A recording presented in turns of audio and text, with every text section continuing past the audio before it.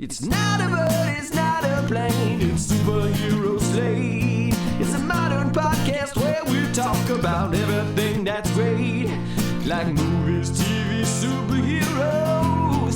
It's Superhero Slate, oh yeah. Hello everyone and welcome to Superhero Slate, the show where we run down the latest superhero entertainment news.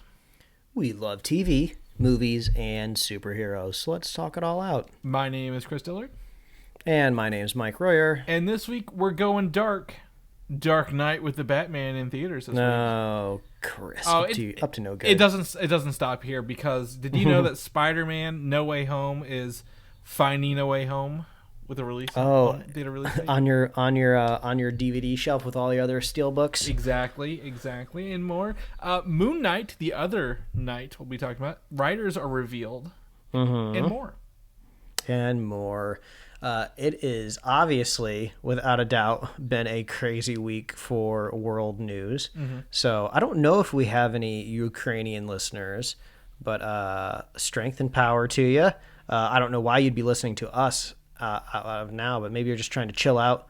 So stay strong and be safe out there, people. It's crazy. Just when you think just as a world pandemic is kind of starting, right, to kind of tone down just a little bit, stuff just starts to go crazy. Maybe this is just this is what I'm trying to figure out. Is this just the new normal, Chris, where the world is just getting crazier and crazier every year? Or am I just not a kid and a teenager anymore that can just easily tune this stuff out because the only thing that matters in my life is cartoons and video games? That's what I'm really trying to figure out, because it's not crazy stuff didn't happen when I was a kid. I was just playing Final Fantasy, If that's the case, I'm still a kid with my video games and cartoons. So yes. I'm doing pretty well with that. We can jump into that a little bit, because I was gonna say, I didn't put it in here, but there's a company that makes a pinball game online. Right? Here we go. Back on the pinball train. Yeah, I love pinball. Pinball's really fun. It's competitive. Okay, even the Who wrote a song about it. No, not really. I'm not big on high scores, but a company called Pinball FX. You've probably heard of them. They make this video pinball game. It's on every console and PC. You can literally buy the table packs. They have Star Wars, Marvel. I've been playing. I think I sent you Family Guy, I believe I was doing, and Archer, American Dad. But they announced that their new engine, their new version coming out, because just called Pinball FX. There's no 4 or whatever coming out pretty soon. But I noticed that I have Pinball FX 2 and 3, and a lot of the 2s are forward. I don't have the South Park table on my Pinball FX, and I know South Park is currently airing one of its seasons right now, right? The 22nd season or something like that. And I was like, this is a pinball table I'd really enjoy. And then on the Facebook groups I am, where some people are actually making their own video pinball tables, which I'm like, that is absolutely ridiculous. I don't know who can do this. Someone has made a Sonic the Hedgehog pinball table for Sonic 2. Ooh. And I'm like, oh, that's timely with that movie coming out pretty soon. That's pretty good. Yeah, no spoilers, but the new season of South Park so far has been pretty solid. They're doing really good right now. But I do love the idea that there's pinball video game engines, right? There's just a team of engineers oh, this engine is going to be great. We're going to be able to do everything we've ever wanted to. Yeah. And then at the end of the day, it's pinball. It's just really funny. Some of the older ones you can tell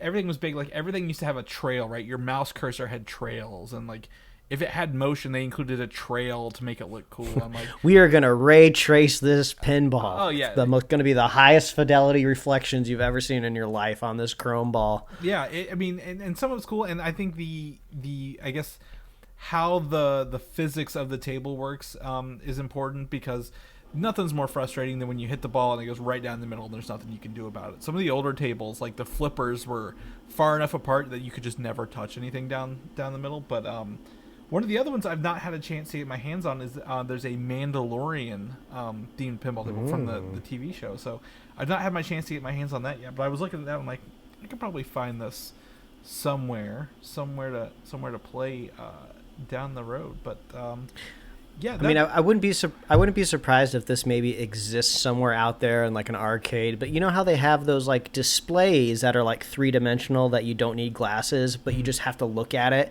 kind of just at the right angle, kind of like the old, like 3DS. Yeah. They should do that with like a pinball table, since you generally know where people's like vision is going to be when you're playing a pinball table, and then you could kind of have that like 3-dimensional look. That'd be cool. And it's only depth really on a pinball table, right? Like you don't need to go farther than like exactly 3 or 4 perfect. inches You don't need down.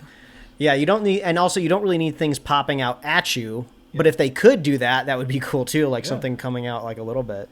Yeah, it's really fun, and there's a bunch of really interesting Star Wars tables as well. Like, one of them is just like it's just like Star Wars droids, and it's really C-3PO and R2-D2 table, and that's really about it. And I'm like, these simple ones are really relaxing. I just enjoy goofing around a little bit on those. So, yeah, that's what I mean. We'll talk more about games here in a little bit, Mike. But I mean, I want to start off because literally someone was asking me like, "Oh, do you follow the news?" I'm like, "No, I just go home to my and then go to the basement where all my games and movies are, because that's about what I can handle right now." Chris goes into his fungeon to block out the world as he plays pinball and enters the metaverse where nothing can hurt him. VR pinball. We got TV shows. We got movies. We got some of my wife's friends came over. We played Guitar Hero this weekend. If you haven't played Guitar Hero in a while, it's always a fun group activity, right? Turn on no fail mode, just have a good time. Question about Guitar Hero, Chris. Yeah. Now, obviously, Guitar Hero is a game that has lots of accessories and plastic and hardware. Are you the type of person that like neatly puts them away after a play session? Are they just like hanging out? Do you have a cabinet for them? They're currently hanging out. I've not built the hangers for them yet, but that is on the to-do list. They are wireless, so thankfully there's no cords hanging around. Well, yeah. I don't have this currently on the list of things that I watched this week, but of course my wife and I were addicted to the first season of Love is Blind on Netflix, which was that dating reality show where you get engaged to somebody before you even ever get to visibly see them. So they had a second season that like aired this week. And of course we watched it, and there was this couple that like got engaged, and they're going through the motions like the weeks up until their wedding, and then they go see each other's like apartments and houses and stuff, and the one of the future spouses was like getting almost like berated because it's just like, we're like in our 30s and you're just leaving all of your Guitar Hero stuff just out. We're not 15. That has to go in a cabinet. And I was like, I never really thought about that being an issue, but I was like, oh yeah, I guess that it's a lot of clunky plastic. And she also had the drum set. Like she was hardcore, like rock band. Like I got the drums and everything. And those drums really did take up like a visual like eye line for sure. So like you can't just put those things in a corner, like, and no one's going to disassemble the drum set, right? So it's like, what do you do? Do you put like a cloth over it? No, I'm guilty. I disassemble mine after gameplay and put it up. Wow, you're next level, Chris. I am. You'll definitely get married on Love is Blind when you tell them across the wall, I put my Guitar Hero drum set away. Yeah, I dismember it, put it back in a box. It's not the original box, but it's just like out of the way. Because like that thing, you're right. That thing is just unwieldy. Like it's very light. There's not a lot to it. It's hollow pipes, but like it just takes up so much fucking space, man. And then yeah. And then I'm not as tech savvy as I am. I still have the wired one because that's the one I would. If it's not broke, you don't need to replace it. So I'm like, I have the wired one. So not only do I have everything, you have that long cable that goes along with it that plugs in the Xbox, because they didn't give you the 2-foot cable, they gave you like a 40-foot cable, because you can't sit close to it. But I mean, it's just one of those things like finding, because they don't make Guitar Hero and Rock Band stuff anymore, it's hard to find that equipment. Like maybe occasionally you can come across Goodwill. I've taken these apart a few times to kind of clean them and keep them usable, but they're still got some wear and tear. But this isn't our news, but Xbox bought Activision, or is buying Activision, Blizzard, and King. Activision owns the rights to Guitar Hero, I think, / Rock Band, maybe one of the two, or maybe, if not both. And people are like, well, maybe under Microsoft they will bring those back into the fold as a game series. Yeah. It's been dead long enough, right? Yeah, I mean, music never gets old. I think it was just the market, the generation, the millennials that were like hyper targeted with like this specific rhythm game, right? We were inundated with Rock Band and Guitar Hero like every quarter for like a whole decade, and people were just like, I'm done with it. So I guess you just have to teach the Zoomers like how to play Guitar Hero now if they don't know how to play already. Yeah, you're right. It was oversaturation of literally everything, and purchasing some of the equipment. Like the way they had it bundled was really weird. Like you could really price yourself out of it.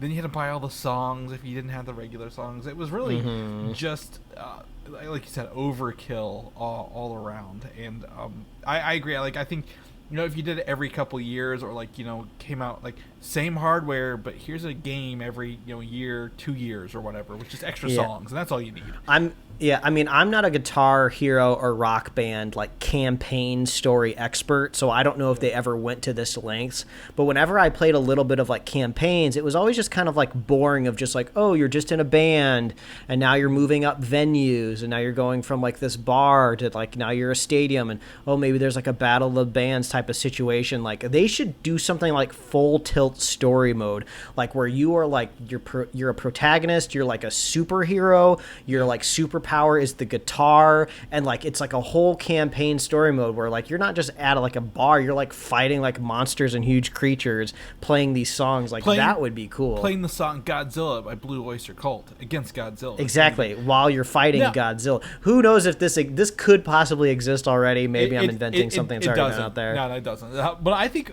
so you bring up a good point. And while this show has nothing to do with Guitar Hero and Rock Band, Guitar Hero, you always like you didn't make your own character, right? You always had to choose. Like they had like the big metal dude, or like the David Bowie looking guy, or whatever.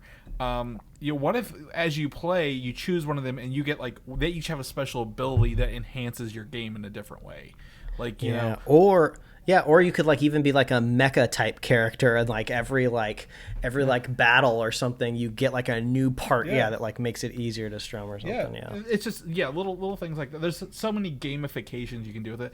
Now I do know the problem of why this all came tumbling down is the licensing of music doesn't last forever. So they can have it on the print disc, but like at a certain point, the digital version, the songs phase out because you can't license them perpetually forever, and they don't want to pay them forever. So I'm like, well, if you could solve that problem, I think that would be, surprisingly, I suppose depending on the band, like you can name your price, right? Because if you're the Beatles or Aerosmith, I'm sure that there was contractual things that happened because they had like whole games based on those bands. But the guitarist for Dragon Force keeps popping up in my TikTok feed for some reason. I don't know if they just made a TikTok account so they're getting popular. And somebody asked them how much the band made from the song on Guitar Hero. And they said basically after, you split it up, everybody gets their cut, you take out, taxes and all that stuff. Each band person got like maybe a couple $100 just for the licensing. And some people in the comments were like very, very angry and upset, but it's like, that's kind of how music licensing like works though. Yeah. Like it's just one song for like one interpretation. Like this wasn't necessarily like a huge campaign, but but back in the day, I'm sure that these music labels have learned now, right? Of just like, oh, you can get huge on like these rhythm games. So we're going to be charging more, but maybe the licensing can last longer. But and I think, when these games came out, Spotify, Apple Music, those weren't even things, right? Like those were just like kind of like maybe even like in beta form. So like there's a way to kind of do these, I think, going forward. But it's just one of those things. Like that's one of the, like when people come over, they're like they either want to play the arcade or they want to play Guitar Hero, and I'm like, have at it. This is stuff I have at any given moment. So let's have some fun, and finding those that hardware is very difficult these days. But anyway, we're going to come back to video games, Mike. Let's jump into what you've been watching here. Yeah, a couple recommendations. So a while ago, a Japanese like reality competition show was recommended to me, and as of right now I can't remember the name of it because I'm sure it has a Japanese name, but it was all about a bunch of Japanese comedians that all get invited into like one room, and the last one standing wins, and you get eliminated if you make the other comedians laugh. I added it to like my queue, my list, or wherever it was streaming it, and I never got around to watching it. But the concept of the show was in the back of my head. Well, come to find out is that this show exists in another form called Last One Laughing. And I don't know the legacy of any of these shows, but Last One Laughing seems to be a kind of guest what's the improv show? I can't think of the name. With Drew Carey. Whose Line Is It Anyway? Yeah. You know how Whose Line Is It Anyway was kind of franchised out to different countries, and all these different countries have like their own version of it. It's the same thing with this show called Last One Laughing, where it's the exact same concept of a bunch of comedians get invited into the room, and the last one to laugh ends up winning. But since they're comedians, I believe it's money that goes to charity. They're not like lining their pockets. So I saw that Amazon Prime is now currently airing the Last One Laughing Canadian season that I guess is currently airing at the moment. There's only 3 episodes available, but man, there's a lot of solid heavy hitters in this season, and I think everyone should go watch it. Like Tom Green's on here, Colin Mockery. It's just, there's so many familiar faces in I can't even think of them. Caroline Ray is one of them. So it's just like you'll see this cast of a lot of familiar characters, like especially like I said, Whose Line Is It Anyway? Colin Mockery is on this one.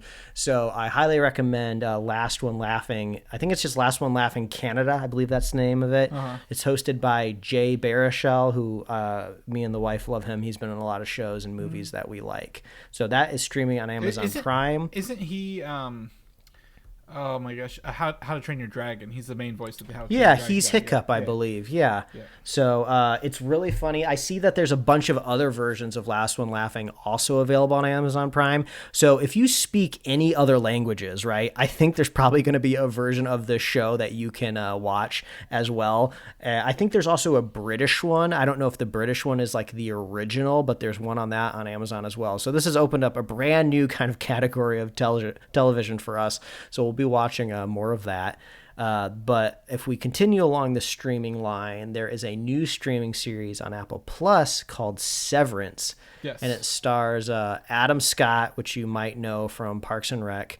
And I think it is created by Ben Stiller, because I think the first couple episodes that we've watched has been directed by Ben Stiller. So I think it's his show, or he's like an EP or something along the lines. But Ben Stiller is creatively involved for sure. Yeah. He hasn't appeared in the show, and I don't know if he will. But that's kind of the starting ground here. But this show is crazy. It is trippy. I went in really not knowing anything, and it presents you with this crazy concept. And I'll just go ahead and lay it down on the line, because you learn pretty quickly what's going on here in the first episode. So it's not a huge spoiler, if you will, but it's this corporation that has such a classified department that they can't just trust anybody with this information. So what they have to do is you volunteer, and then you get an implant in your brain that severs your personality.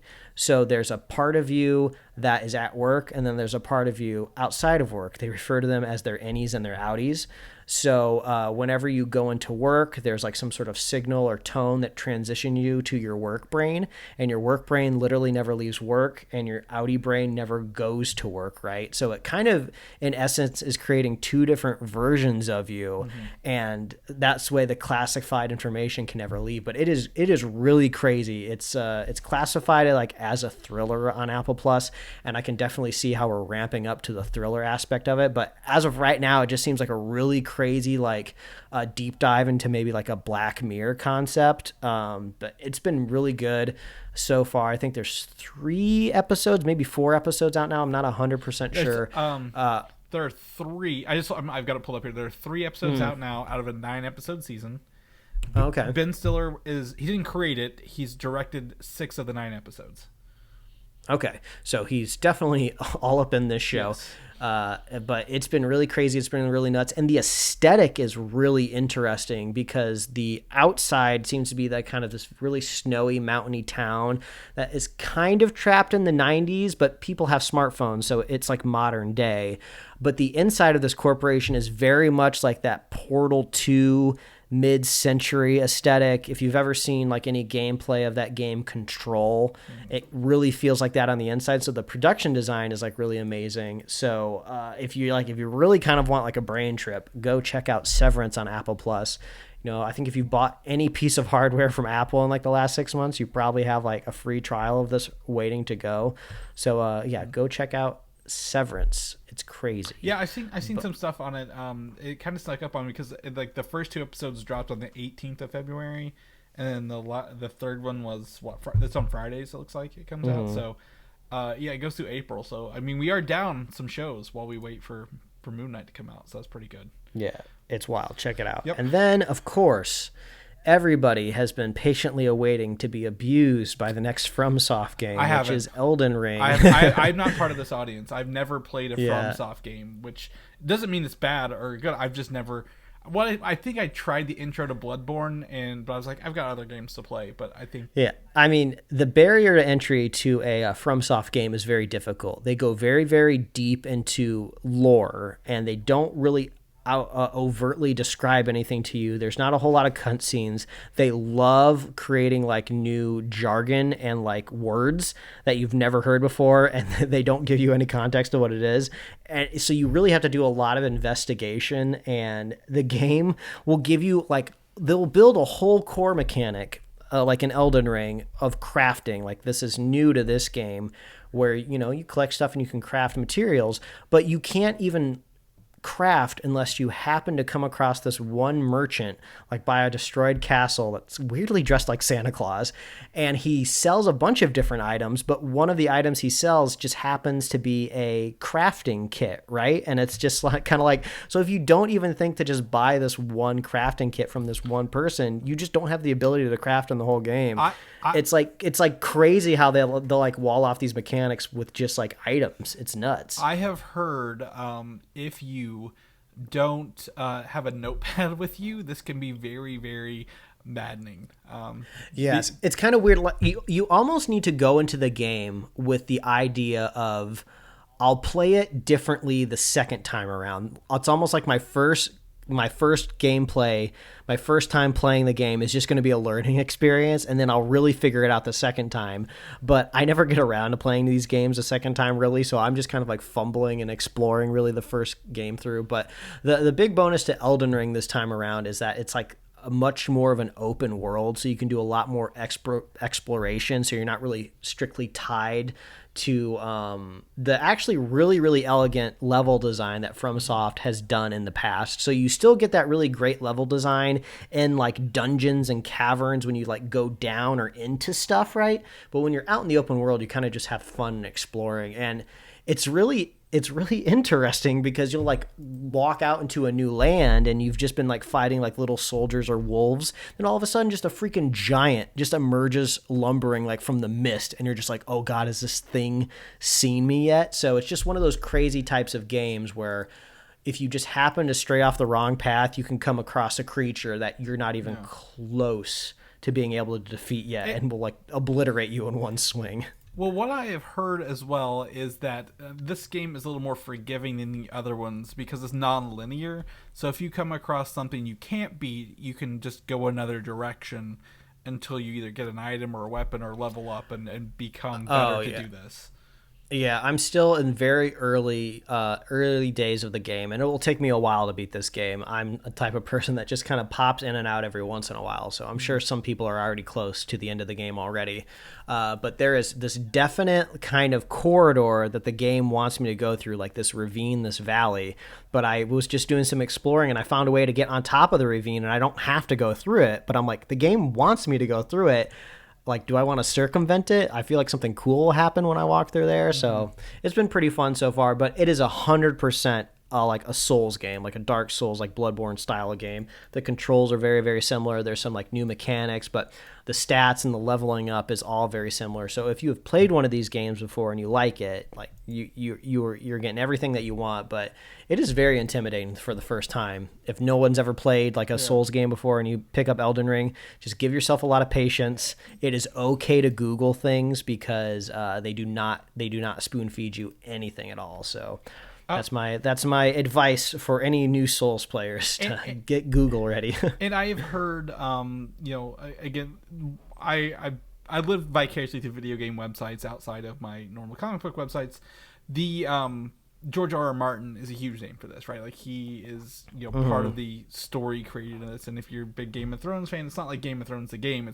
He is crafting this world that people have literally, like, I think I've never seen so many perfect scores come out for a game at one point in time. So from what I hear, you are not alone in absolutely loving this game, which could be entirely maddening at some points. Honestly, I wasn't gonna bring this up at all, but there's this ridiculous romantic movie on Peacock right now called Marry Me, starring Jennifer Lopez and Owen Wilson. Yeah. And it's like, I don't know if it's necessarily a Peacock original movie. I think it technically was out in some theaters, but I think primarily people were enjoying it like same day and date on Peacock. And Peacock likes to ingest the Rotten Tomato scores onto the UI of their streaming service. And it's sitting at like a 60% on Rotten Tomato, which is honestly impressing. Me and my wife thought the movie was awful. But weirdly enough, the audience score is like in the 90%. I think it was like at 92 or 96. And we were both like, who liked this movie? And then I started to think like, oh, it's probably like a self-selecting group of people, right? Because if a movie is like mainly a streaming movie, and especially the type of movie that it is, I mean, it very much overtly tells you this is a romantic movie. So like, why would anybody watch it if they don't want to watch something along those lines?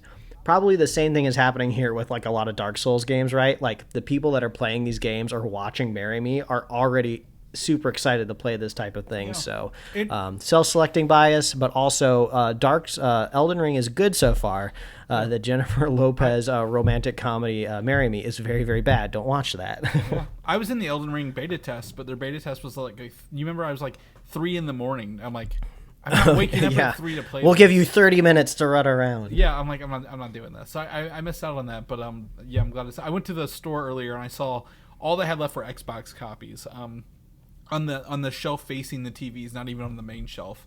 So I thought that was interesting to see. Like they only had like 2 left, I think, out of everything. So it's a popular game.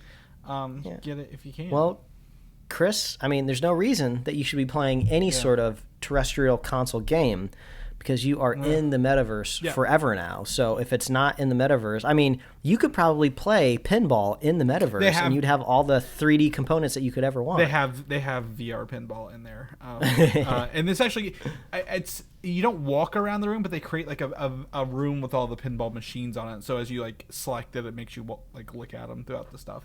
I've not done that yet. I've been the reason I bring up the Oculus Quest 2. I've been diving into what's called like homebrew apps, if you will, side-loading Android apps on here, because there's a couple things that I wanted to try that the Oculus doesn't have in the store. The store prices are kind of a turn-off for me, Mike, if I was to say anything, because like Beat Saber, $30 out the gate. Audica, these games I have for PSVR, which I'm moving on from, I have to buy again, and I'm like, I'm not really interested in this. But there's one. It's essentially a Mario Kart for VR. I'm interested in trying it as like multiplayer. So you drive like the little cart that you kind of modify, and you have like weapons and stuff like that. I've been doing golf. I took it to work one day this week to have my coworkers try it, because I don't think any of them, other than maybe my boss, has tried VR at any point in their life. And I think it's really, really funny to watch people try this for the first time, because the first app, I'm like, hey, I'll give you 2 choices. You can either do Beat Saber or do the sit and ride in a roller coaster app kind of thing, right? Like it's just an experience. And the first lady, she was like, I'll do the roller coaster. So she sits in the roller coaster. She's like, all these say intense. I'm like, okay, well, we'll find you like a very, nice, gentle one. And I've never seen someone sit so still in a VR experience. Like you would have thought she like locked up riding it. It was very interesting. And she's like, this is boring. I'm like, all right, let's move you to Beat Saber. So you move them to Beat Saber, they get a little more movement out of it. It's pretty fun. But I've got to say, like, you know, if people are interested in getting into VR and trying this, I've not tried any metaverse apps that I've actually enjoyed yet. I tried the not Horizon Forbidden West, Mike, Horizon Worlds. Very confusing when you type that into games right now. But it's not been fun. I do find the golf one very interesting. I think we talked about that last week, right? Where it's literally you can play golf. They have golf courses, but it's got a Top Golf promotion in it with it, so you can actually like pretend you're at Top Golf without driving all the way to Top Golf. So that's been fun to do that. And then there's another app in it, and you know my feelings on NFTs, Mike. I'm not a big fan.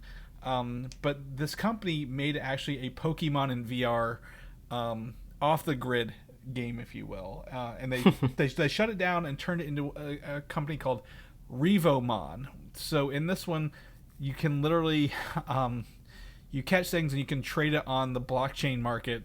That's how they've implemented. I'm like, I don't like any of this at all, but it is essentially a VR Pokemon style game, Mike. And you know I'm a big fan of Pokemon. I've been playing Legends Arceus, very very good time with it. But that's gonna bring me to our next topic today. That Pokemon Presents had something this morning where they announced, you know, DLC for Arceus and all the other games. Then literally just casually like, hey, we're making a new full game, and it's out this year, called Pokemon Scarlet and Pokemon Violet. Now, have you had a chance to look at this trailer at all? Yes, I did. I was pretty surprised. It almost seems like what was it? Is it Arceus or Arceus? I've never known how to pronounce it. It's both, depending on where you are. So, well, either way, it seems like that was almost like the beta, right, for this like new version. It seems like they've built like a 3D open world engine, and now they're kind of adapting it and upgrading it to like a full fledged like Pokemon. Well, so Sword and Shield had it a little bit, and then Arceus is more of a like there's no like you know, you've played Pokemon games before, Mike, you're no stranger. When you go into battle or capture, there's always like a load screen before you go into that. Arceus doesn't have that at all. Battles and catches happen completely seamlessly in the game, which is really fun. So that is, I feel like, a beta for features but not the world. But what I'm interested in is, so Scarlet and Violet, I'm a font guy. You're a font guy. The Scarlet is very like, you know, kind of 70s-ish font, and Violet is more like an 80s retro font.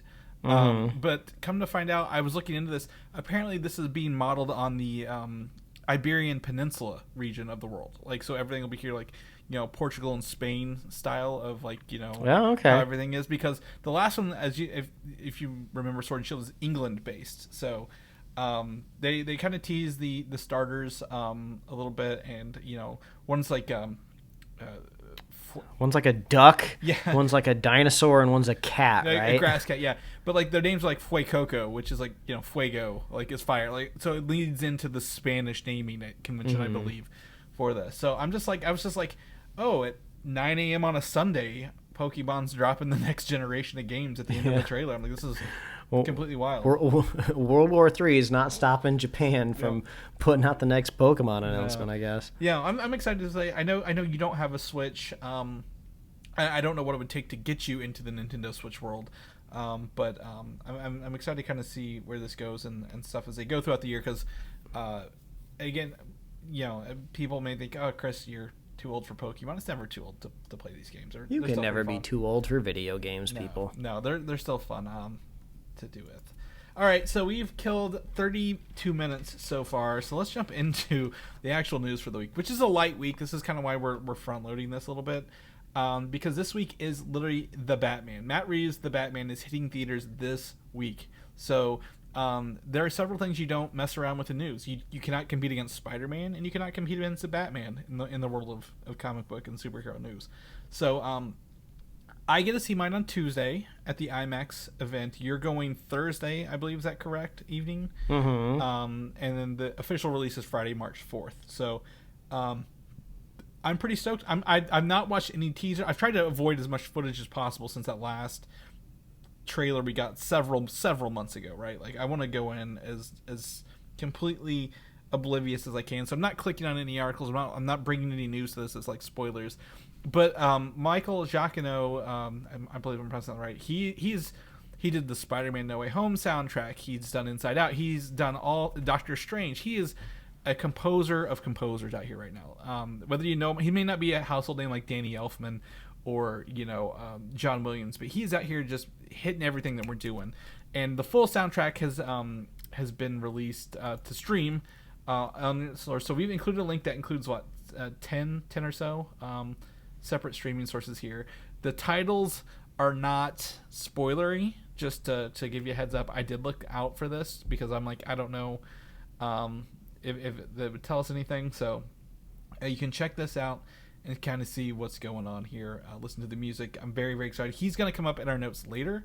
So you can check out that in our show notes. But also, no surprise here, Mike, sequel talks at WB are already started per Matt Reeves. Wait, you mean they're going to make another Batman movie, Chris? Is that what you're telling me? And it, honestly, and surprise, it might be set in the same universe as this one again. I don't know. Oh my God. Which is not in the DC EU, which is, out here dropping full trailers, doing the Flash stuff. We got Batgirl, we got Aquaman. Peacemaker just wrapped up, in there. So it's very interesting that they're going down the split road with the Batman, and if they feel that confident in it, I'm excited to watch it. But I don't think I ever doubted that they would kill Batman in the first movie he was going to be in, right? Like I didn't think he was not going to make it out at the end of this movie. So I am interested to see. Colin Farrell is having a Penguin spin-off show, right? So I'm kind of excited to see how Gotham PD and these Penguin spin-off shows fit in this universe that Matt Reeves is creating, which is full of black eyeshadow, long emo haircut. For the Robert Pattinson, we call him Robat Pattinson on the chat the other day. So, I don't know. Anything you want to add to the Batman hype? I mean, other than I'll be there. Yeah, I'll be there on Thursday with a very tepid wife who has officially said that she has seen enough Batman movies in her lifetime. So I tried to convince her, you got to be in for the long haul. They're going to be making these until the sun swallows up planet Earth whole. Mm-hmm. So I'm crossing my fingers and hoping we get a good interpretation here from Matt Reeves and Robert Pattinson. Yeah. The last time we were in Gotham was the Joker movie. And I don't, while this looks very similar, I don't think this is set in the same universe as Joaquin Phoenix's Joker. So, I don't know. I'm excited to see what goes on. Like I said, try to keep my head down for 2 more sleeps, and then I'll be able to watch this. So, avoid spoilers if you can. On the flip side, that Batgirl is coming, right? And the producer, I believe, or one of the higher-ups at Warner Bros. Has confirmed this is coming to HBO Max this December. So Blue Beetle is going to theaters. Batgirl is staying on HBO Max.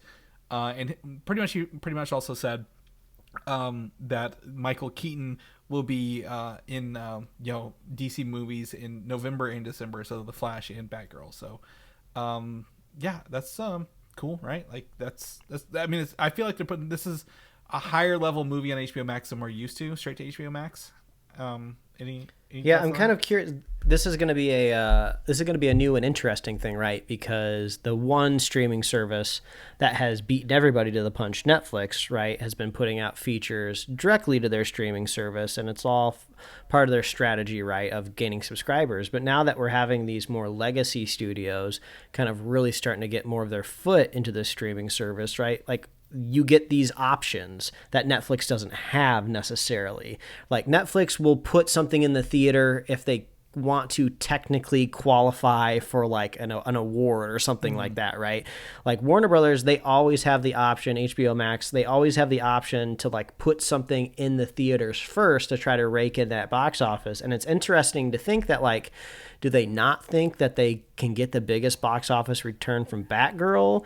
Or, is Batgirl, is it particularly being made? Is there going to be like a marketing strategy around it to gain new subscribers to the HBO Max streaming service? Like, is that a concerted strategy over there? Or like, who knows, maybe just the way the finances and the funds are organized is just like, oh no, HBO Max has control over where their budget goes and they want to allocate it to a film. So yeah, I'm just kind of curious kind of, where it goes. Like I was talking about that crazy Peacock romantic comedy movie, like Marry Me, that was like on a film, like, I don't know if that originally was supposed to come out and then like pandemic pushed something around, but like, it's just strange. Like now streaming services are just like, no, lots of money, big IP, but keep it to streaming and it's not a series. So yeah, it's a little bit of a new category. This is one of the situations where it's got J.K. Simmons returning. It's got Michael Keaton showing up. Brendan Fraser is supposed to be the character Firefly. If this is a DCEU movie, they will beat Marvel to the punch in including a streaming service movie in their continuity, if you will. Now, Marvel's done shows. Marvel might have a special called Werewolf by Night drop in October, but this is one of those situations where I think they're not competing, but it's interesting because we have Flash in November, I believe, right? Is that right? I'm going to have to pull up our website. And then Aquaman in December and Batgirl in December as well. So, like, they are literally dropping properties hot all over the place, right? And if I'm not wrong, isn't Avatar 2 also supposed to be this year finally? Are we that far into the year? Like, is that I don't put that on my notes yet. November, because we don't really cover the Avatar movies here. Yeah, we're not keeping track of James Cameron's every move, people. Yeah. So this December is just going to be a busy month, and Batgirl will have competition. Again, like I said, I think HBO Max is funding this, but they are making it within the DCEU, so that's interesting to do that to me, from my point of view. So it'll be easier to watch it, that's for sure. We don't have to go to the movie 3 times in 2 months to watch DC movies when we don't know what it is. But speaking of the Flash here, we got some Flash news. So there were crew shirts for the crew because they've wrapped it. I think it was maybe the Sun Show. And they had like literally a character that you might be familiar with, Mike, called the Black Flash on it. Are you familiar with the Black Flash from the Flash TV show? Trying to remember, was that the character known as Savitar? Was it like an evil Barry Allen or something? It's hard to keep track. There's so many Flashes in the Flash TV show. So the Black Flash is essentially, he's not the Reverse Flash, but it's like a zombie Flash looking dude. He has like the scowl. If you do a quick Google search, it'll show you the one from the TV show. But he looks like a zombie, pretty much. If you take a look at him. Oh yeah. Oh okay. So he is essentially, when a speedster dies or is needs to be brought back into the Speed Force, this is the person who is chasing them the entire time. And while I didn't have enough time to save the photo because I didn't think it'd be taken down, this photo was taken down from the social media network it was posted, leading people to believe they were not supposed to share this photo for this. Yeah, well, I mean, this is also interesting, right? We've had the CW TV show mine almost every aspect of the Flash, and not in a negative way, right? When you're a successful TV show and you make that many episodes, you have the opportunity to adapt so many different things. But now that we're doing it on a big screen level, right, it's just now we can try things with maybe a different budget, different story arcs. So yeah, it's we get a whole new chance to see all of these different bits of Flash again. Yeah. So yeah, I wouldn't be surprised if this movie gets chock full. I mean, we already have 2 Flashes. We already have that confirmed, right? There's a whole nother Barry Allen, yeah. Right? So it's I'm not going to be shocked if we see more. Yeah, exactly. And I think, one of the things about, I think Black Flash did on the Flash show, because I was still watching at that point, it was someone named Zoom. Wasn't there a Zoom character or something like that? Yeah, there was a character named Zoom. And I think he ran faster than Barry, but, he was changing the history of time, and I don't know, and that's when the Black Flash came for him or something. I don't fucking know. There was a lot. If you just put a different color Flash suit on somebody and he runs fast, that's how I feel like the TV show is sometimes for me. Yeah, there's a black suit, there's a red suit, there's a yellow suit, there's a white suit. All these characters have different names. They all need to be in suits. They're all from different dimensions. It gets wacky. It's a black suit with a yellow bolt, a black suit with a red bolt. So obviously those are different ones. But either way, if this is the thing, if Black Flash is chasing Barry because he's going across time and he's not supposed to be, changing history or going across universes. That would make it interesting, and I would like to. Yeah, see that. there was in the CW show, and like one of the first times he kind of starts like time traveling. There's like, I don't remember what they're called, but they're kind of like these Dementor style characters that are like ghosts running around trying to like protect the timeline. So those things actually looked and read very cool just on a TV show budget. So if there's something like that in a feature budget, I'd love to see that too. Right, and I think it might be a little early to introduce zombies in versions of Flashes into this, but I'd be interested to see. I thank God it's not Reverse Flash again, because how many times can you do Reverse Flash before we all get it? It's someone who runs fast as Barry and is trying to undo what he did. I don't know. So I'm excited for more of the Flash. Hopefully we get a trailer soon.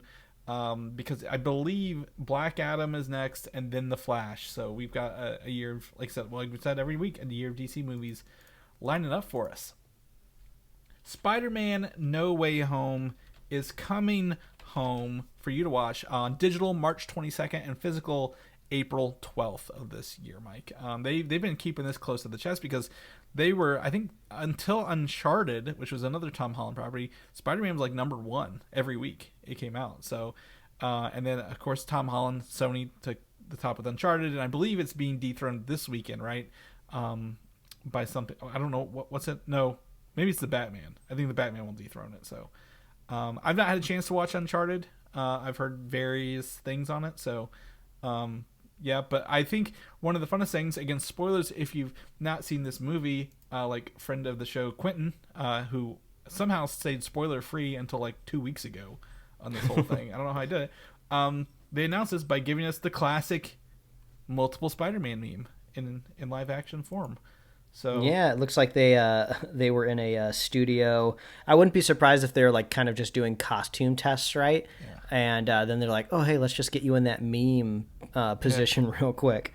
Yeah. They incorporated it into the movie, but they weren't really in spider suits at all. I'm trying to remember, because I think they were in like lab coats or something. More than anything else. I think Andrew Garfield had his on, but Toby had his under his shirt. Remember? Yeah. It's one of the cool things, and there's apparently like 20 minutes extra footage of just Toby and Andrew that they cut from the final movie that'll be on the home release in the extras feature, which is going to be great. I want to see that. But apparently they filmed the entire movie with Tom Holland in that red and black suit that he's wearing in this, and then physically, or not physically, virtually gave him an effects suit for the rest of the film whenever the Doc Ock gave him back the integrated suit.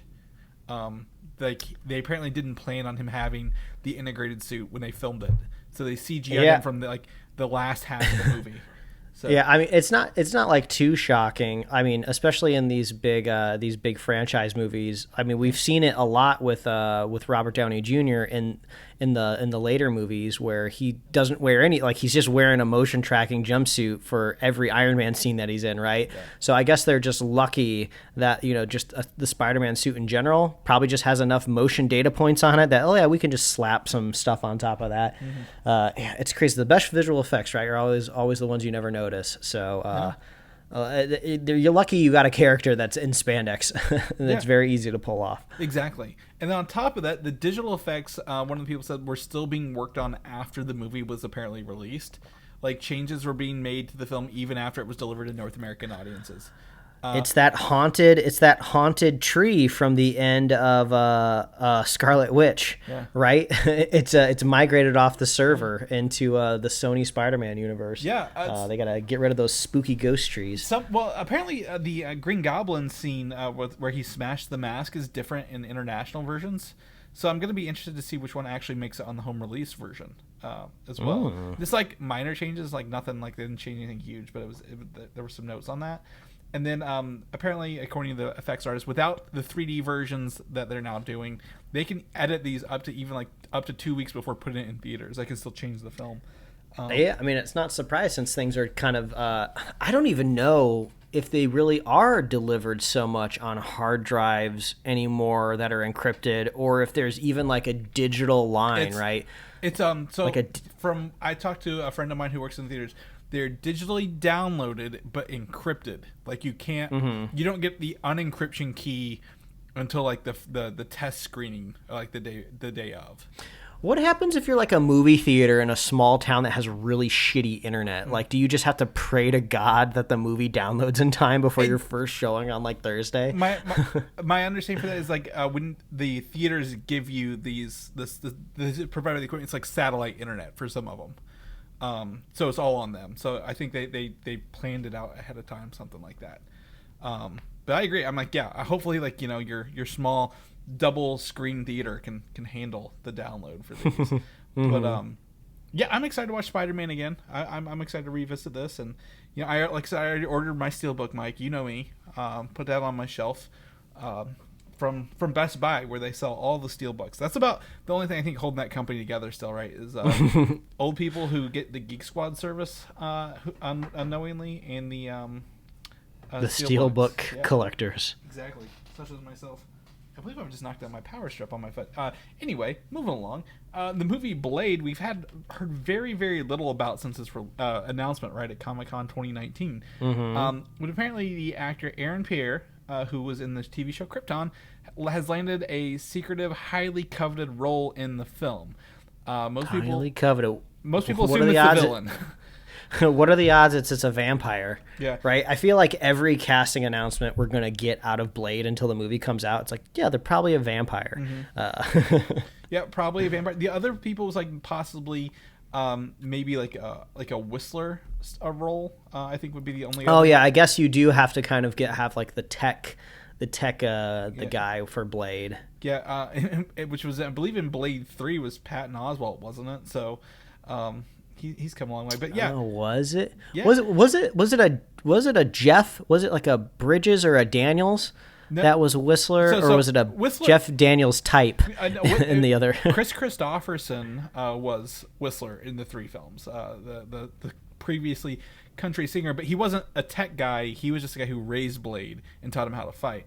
Wow, I thought he was like giving him like fancy shotguns and stuff. I guess I don't remember exactly. He might have made like anti-vampire weaponry, but like the tech person in the second one was actually Norman Reedus, in Blade 2, directed by Guillermo del Toro, because he turned on him, and then towards the end of the movie, you come to find he's like one of the tattooed familiars of vampires or whatever. So I'm excited to learn more about Blade. I know we've heard Mahershala Ali's voice in the end of Eternals.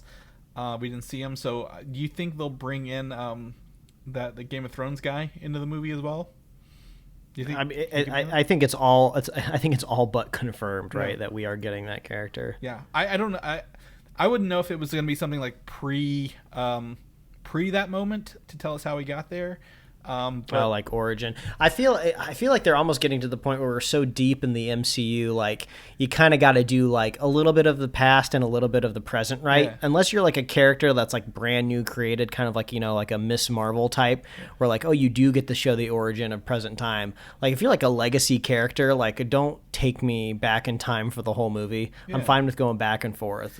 Well, and I think the thing with Blade is the question we have is not who Blade is or how he got there, is how are vampires in the MCU, even though we're 15 years into it as an audience? How did they get there, and where have they been the whole time? I think that's what they need to answer, right, by going into the past a little bit. Yeah, the movie, unfortunately, what it's actually going to be about, Chris, is Blade is going to be dropped over from another multiverse, but this one that we know doesn't have any vampires, so he just feels like he's out of work. He's got nothing to do, so he just hangs out with Kit Harington, and he just tells him about vampires. He's just like, I'm dying to kill a vampire, man. My name is Blade. Let me go talk about all these different swords, because they're also blades. So it's just going to be one of those QVC knife shows, right? Like, you know, we always talk about how Marvel movies are adapting like different genres, right? I mean, they haven't done the QVC knife show yet, and I feel like Blade and Kit Harington would be a Black Knight, right? Would be a good combo to sell a bunch of people. It's a comedy about them getting to the QVC show together. Classic. You've got this mismatched couple: Blade, serious, no nonsense guy. Kit Harington, he just wants to know why his girlfriend didn't stop Thanos. You know, I love it. It's a road trip across the country where, weirdly enough, the entire country just kind of looks like Georgia. But it's set in England. It's Georgia set in England.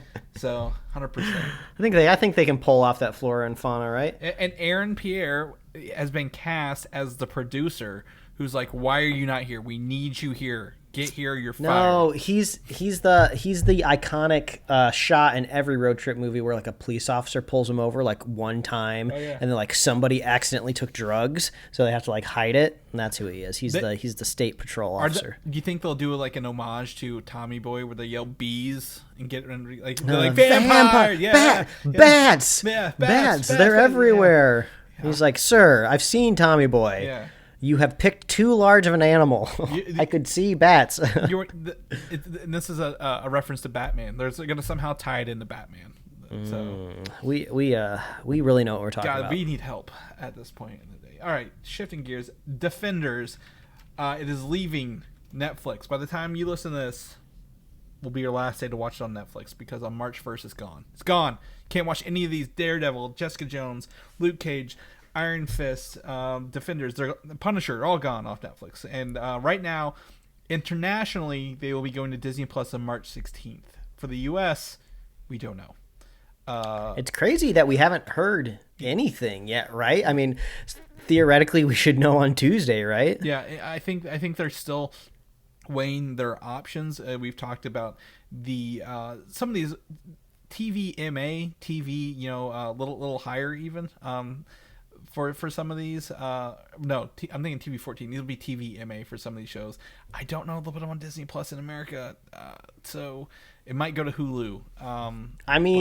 You got the Runaways over at Hulu right now. Mm-hmm. I know Cloak and Dagger was on Freeform.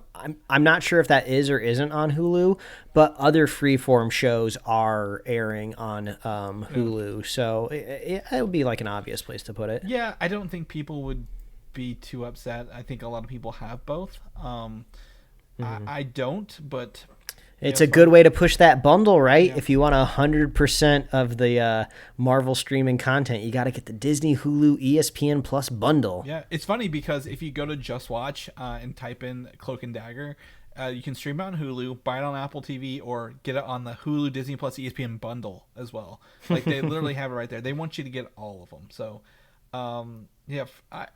it's fine. I mean, if they go there, I'm not going to be upset. But, ideally, I would like one nice home for everything, but I don't think we'll ever get that here. Like, they have, like, the Star in the other countries, so bummers. Oh, well. Moon Knight, coming March 30th on Disney+. The writers have been revealed for the show, and we're just going to shift through some of these that we know. I went ahead and put down the shows for some people I did know, some I don't. So some of these include writers from Falcon and Winter Soldier, WandaVision, X-Men 97, and others. So what we have here, Jeremy Slater, who's the showrunner and the head writer, I believe he is writing episode 1 and 6. You have Michael Castlestein, who wrote an episode of Falcon and Winter Soldier, is the writer on episode 2. Bo DeMayo, X-Men 97, and Peter Cameron, who wrote WandaVision, are on episode 3. Peter Cameron is also part of episode 4 and 6, the finale. So overall, I think also Rebecca Kirsch wrote The Exorcist, the new version. So there's quite a pretty good list of rotating people in here that Marvel's kind of used over and over again. So that's fine. I'm not off put by any of this. I think. Yeah, it's kind of cool to see an X-Men 97 writer, jumping back and forth between animation and live action. So that gives me a lot of hope that, they got somebody pretty talented there. Yeah, kind of adapting a beloved, iconic property like X-Men 97. Yeah, he also, I believe, is the writer of The Witcher, Nightmare of the Wolf, and the original Witcher TV show. Gotcha. So that's good. That's a lot of lore heavy into fantasy there, which is kind of what we're expecting from Moon Knight. Yep, and then he is also, I don't think he's a writer on X-Men 97. I think he's a producer. He might, of course, he'd probably be involved in the writing process, but I think he is listed as maybe the showrunner and producer of that. So he's got his hands in there. I was gonna say, Top Show, I forgot to mention this. I'm a Fortnite player, Mike. This week they added Gambit and Rogue as skins in the shop for Fortnite, and I was like, I really thought they'd add these a lot sooner, based on the What's their aesthetic? Is it the '90s aesthetic of the character design? Oh yeah, it's the sock, Gambit. He's got his sock mask on there with his cards and stuff. His pink glowing cards, and it's the Rogue with the white stripe and the green and yellow outfit from the show. Oh, does she fly? I don't know if they allow flying in Fortnite. No, there's no abilities. The glider that came with her is the Blackbird jet, the X jet. So, okay. There's some other. There's been X-Men in the store before, but she's got that, and she's got like this big like powered punch emote that comes with her when you get her. And then Gambit, obviously, he actually comes down on a big glowing purple card as a glider came with him. Really, really kitschy, but it's fun because I thought they'd put him on Valentine's Day. If I'm going to be completely honest, because like isn't that like an iconic Marvel couple? Because they're like lovebirds, yeah. So and they got their southern, New Orleans and Southern Belle accents, but I thought it was pretty cool. They put those in there. I got to play Fortnite with friend Joe Quentin the other day too. We got some victories in there. It was pretty fun. Shifting gears into, we're still Marvel, but this is interesting news here that came out. Back in apparently December, it was rumored that Michael Giacchino, the composer of every big thing we ever love, is actually going to step behind the camera and direct Werewolf by Night. As of this week, that's been corroborated by multiple trusted sources. So with this filming beginning in March, and only for a few weeks, they believe that he will still be the director of this upcoming show. Or wow. I guess special. Yeah, I mean, I guess what do you take away from that? I don't have any historical knowledge of kind of composers going into the directing chair, right? I don't know if that happens often. Yeah. Who knows? Maybe this person always wanted to be a director, but then, fell into music. And of course, if you're composing for, film or TV, you're watching it and feeling the tone and the emotion of it. So, this could be very interesting. I mean, obviously, Marvel is not somebody that's just going to throw any property just at anybody. So they have seen some sort of portfolio of directing work and like what they see. So we could have something pretty interesting here. Yeah, I'm excited. Now, people are like, well, what if it's a musical? I don't think this is going to be a musical. I really don't. I think he'll be fine, being a director. He is a winner of an Oscar, an Emmy, and 3 Grammys. The only thing he's missing is a Tony, so to get the EGOT. Yeah, Well, maybe after A Werewolf by Night becomes a success on Disney Plus, they'll adapt it for a stage. Yeah, so he can finally get his Tony. Yeah, but he's known for doing scores of lots of popular things, and I think if you've not heard him, go look up some of his stuff. He is also this year doing Jurassic World Dominion, Thor: Love and Thunder as well. So very, very excited to see what he does with this. But other than that, I don't have much else on that. I think it's really cool that either he's got a lot of goodwill, or maybe he's got some samples on this stuff to do this. But if it's just gonna be a quick Halloween special, and maybe he'll do the music as well, should be pretty fun. So excited for that. And lastly, great news, tomorrow we get the final trailer for Morbius. Michael Morbius, the living vampire. If I was smarter, I would have moved Blade down here, because we have Blade, Werewolf by Night, Moon Knight, who is known to be mystical, and Morbius. They're leaning into supernatural for 2022, Mike. Yeah, I'm waiting to see if they have any more footage of Michael Keaton that they could possibly sneak into this trailer. It's funny because the prevailing theory of what that we have, right, is like Michael Keaton is just in it for like a quick scene, and he's at the very end, and it's just like a little cameo. If they can produce Michael Keaton in any other setting, I can assume that he's in another part of the movie, so we'll find out. Yeah, I mean, he's in his little prison jumper, and he's with Michael Morbius. They did say Jared Leto was like doing interviews this weekend for it or something, and he was like, "Oh yeah, well, any chance I could get to work with Michael Keaton, I'd love to." I'm like, "You're probably like maybe a scene, maybe a day with him, like that's about all you could probably get." I'm just waiting for them to do the multiverse of Michael Keaton, which is essentially multiplicity, right? Again. Oh, Keatonverse, yeah. Yeah. So I'm not excited to watch this movie, but it'll be out and we'll be done with it and moving along the way for it. Is there anything in this trailer that could possibly sway you either way? I mean, like anything like you feel like I need this. The only thing I think we can use is actually like who's the villain. Right, we know Morbius is going to be the anti-hero. This is essentially, you know, a Venom movie again. But like, is it just another? If it's another Morbius, that's going to be like really stupid. Like, you know, like another vampire person. It kind of seems like the only thing. I mean, really, the only thing that's going to make me excited about this movie is if it's a good movie, right? And then if they have anything else exciting, I would prefer them to keep it off of the trailer, right? So I can be surprised when I go to the theater. But I'm so uninvested in this villain Spider-Man universe because I have not liked any of the Venom movies, and who knows if I'm going to like anything else down the line. So like, yeah, I'll watch this trailer. I don't care if anything gets spoiled anymore. Do you think? What I'm looking for is a confirmation of which Spider-Man universe this is in, right? Like, oh yeah, I think I saw maybe something slightly trending or something on a website that said that this might be in the Amazing Spider-Man universe, but I didn't dive too deep into that. When we talked about Venom 2, you know, I like my theory is Venom is set in the Amazing Spider-Man universe. It's just on the West Coast rather than the East Coast, and you know, kind of small events, and it feels darker. It feels kind of so. He mentions. Can we see Michael Keaton? We see Tobey Maguire's Spider-Man on one of the walls. And he mentions Venom. My guess is like some of these are just some red herrings.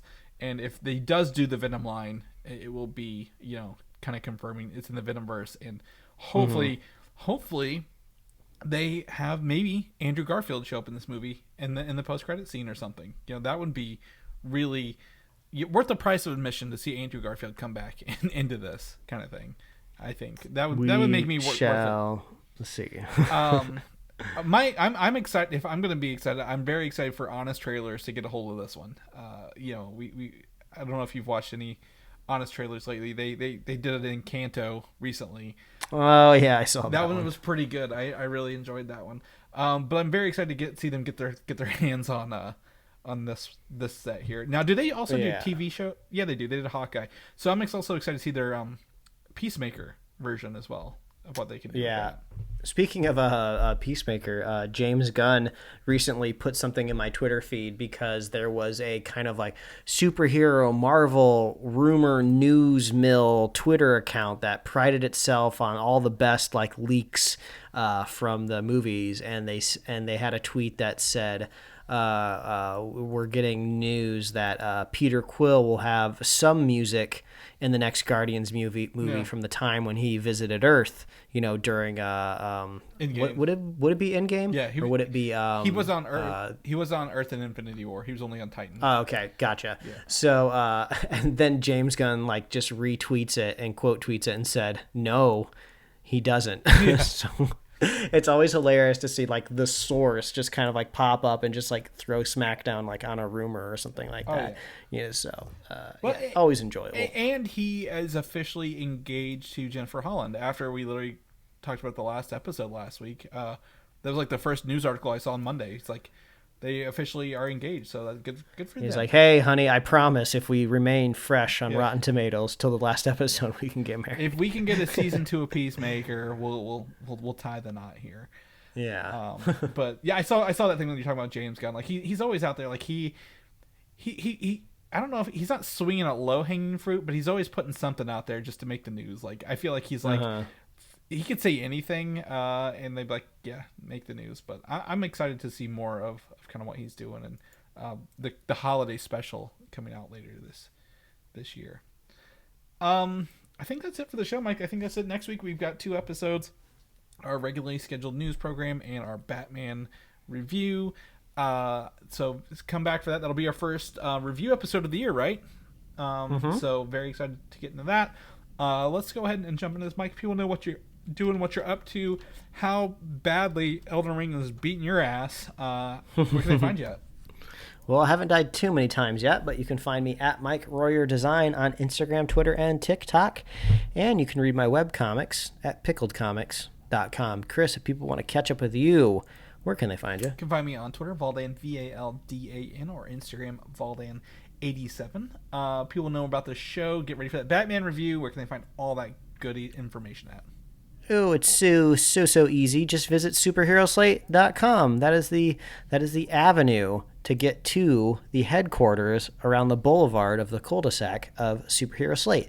So that's superheroslate.com. You can find us on Apple Podcasts, YouTube, Spotify, wherever else you love to listen to fine podcasts. You can like us on Facebook, follow us on Twitter and Instagram, and you can get merch at superheroslate.com/store. We love hearing from you. We love it when you reach out. Are you excited for Batman? Are you taking a trepidatious significant other to the 18th Batman film in their life? Let us know how they feel after that on Thursday or Friday or the weekend. And we love our super fans, so if you want to be a super fan of the show, all you got to do is share the show with a friend, share the show with a buddy, and we will be here every single week, folks. That's right, including next week, and we'll see you then. Bye, everybody. Thanks for listening, and don't forget to subscribe.